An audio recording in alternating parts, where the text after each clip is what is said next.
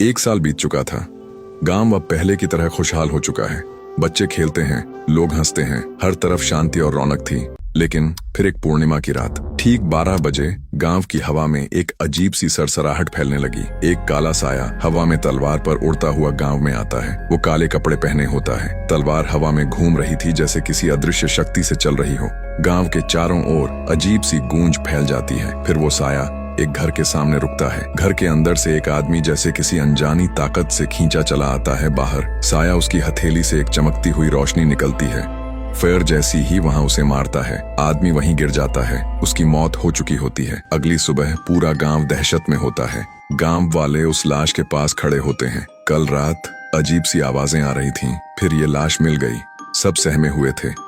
लेकिन कहानी यहीं खत्म नहीं हुई थी। अगली रात फिर वही गूंज, वही काली परछाई। साया एक और घर के सामने रुकता है। उस घर में एक आदमी सो रहा था। जैसे ही गूंज तेज होती है वो आदमी जागता है और खुद ब खुद बाहर निकल आता है।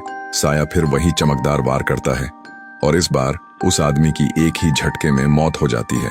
अब पूरा गांव डर के साए में आ गया था। लोग गांव के मुखिया के पास जाते हैं। हर रात कोई ना कोई मर रहा है, हमें किसी की मदद चाहिए। मुखिया गंभीर होकर, अब सिर्फ एक ही इंसान हमें बचा सकता है, गोलू।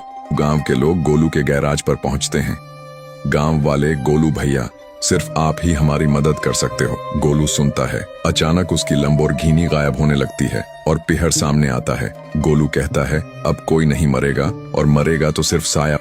रात का समय, साया तलवार पर खड़ा फिर से गांव में आता है। लेकिन इस बार गोलू उसके सामने आ जाता है। गोलू का चेहरा शांत, लेकिन उसकी आंखों में आग होती है। गोलू गंभीर आवाज में, कौन हो तुम? साया, मैं इस गांव की मौत हूं, अब कोई नहीं बचेगा। गोलू, जब तक मैं हूं कोई नहीं मरेगा। गोलू अपनी ओर से एक चमकदार तलवार से वार करता है, जैसे किसी देवता की शक्ति हो।